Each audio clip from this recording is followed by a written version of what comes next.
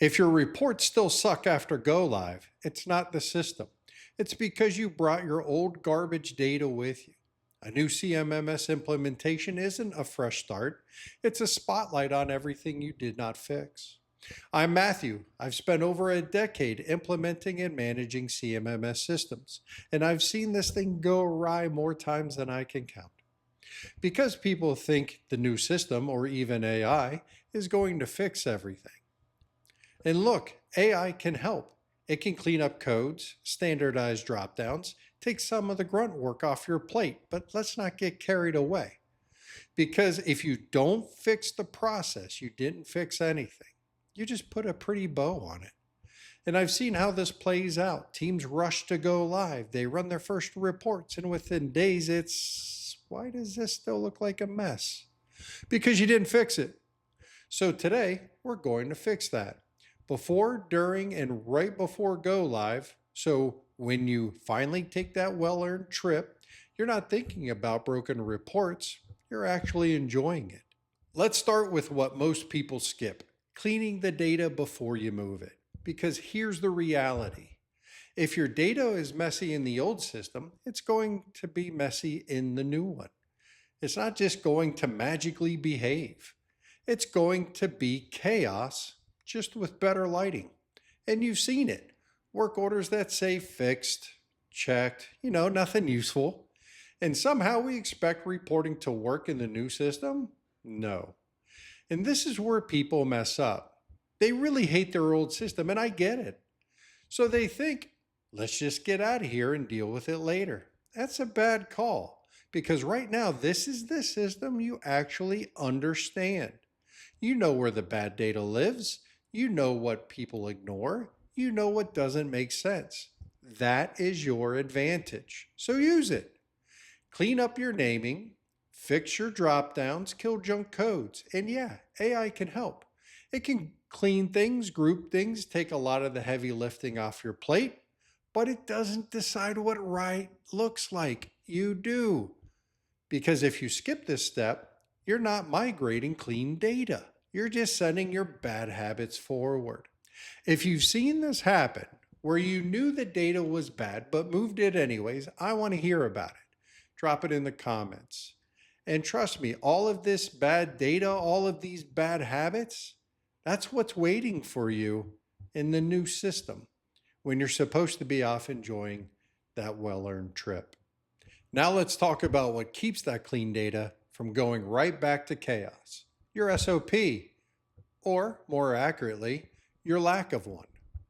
Because this is where things fall apart. You've got one tech guessing, you've got another one doing it correctly, and one doing whatever gets him home faster. And when everyone looks at the system like it's broken, it's not. It's doing exactly what you told it to do. The problem is you never defined what right looks like. Some people fill in the gaps, not because they're trying to do it wrong, but because nobody told them any different. And over time, you end up with 3 different versions of reality, all living in the same system. This is why your SOP matters. This is where you set the standard.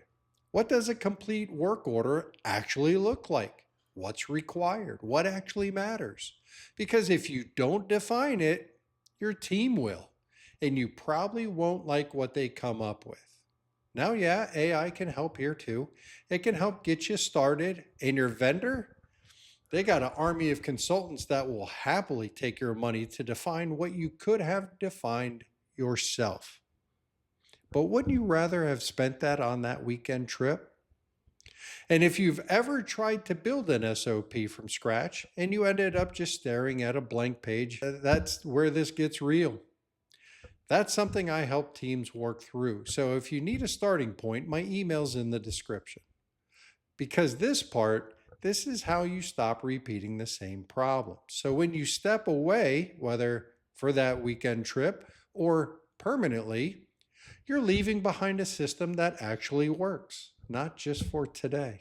Now let's talk about the part everyone says they'll do and then rushes through it like it's a terms of service agreement.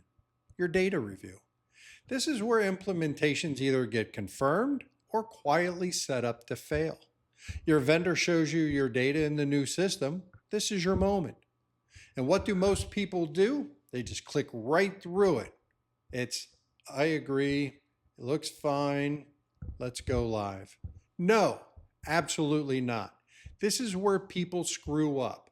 This is the one time you actually get to slow down in this process. Use it. Look at how your data is structured. Look at how it shows up in reports. Ask yourself, does this actually reflect reality? Because here's the truth. Your data will not look the same in the new system. Different structure, different logic. And if the first time you're seeing that is post go live, that one's on you, buddy. But here's the most interesting part people miss. This isn't just a review. This is a preview. This is where things stop being theoretical. The demos are over. And you find out real quick if this is going to work. And yes, AI can help here too, but it's no substitute for actually looking at your data. And let's say this out loud. If your vendor doesn't give you a real environment to review your data and the system can't produce meaningful reports, you're missing the whole point. Because you're not just buying software. You're committing to how your operation is going to run for years. And you deserve to see that before it's locked in. Because if you do this right, you're not surprised on day one. You're prepared. And when you're prepared, you're already on that plane to Key West, thinking about that first libation, not your system falling apart. Okay, so here's the deal. Don't pick just one. Do all three. Clean your data. Define your SOP. Take that data review seriously. Because if you skip any one of those, you're just setting yourself up for failure to fix it later. And let's be real, later never happens. And I want to hear from you. If you could go back and fix anything from a previous implementation, what would that one thing be? Drop it in the comments because someone else is about to make that same mistake. And if this hits home, like it, subscribe, and send it to that one person on your team who's about to say, yeah, we'll clean it up post go live. Good luck with that, bud. Next episode, we take it even further because cleaning your data once, it's easy. Keeping it clean, that's where most people fail. Oh, you thought we were done with data reviews? We're just getting started. So when you do this right, you're not thinking about your CMMS post go live. You're already in Key West doing that Duval crawl, maybe looking for a flamingo or two. And you know that everything back home is running exactly the way it should. I'm Matthew. I'm the sassy guy, where every work order tells a story.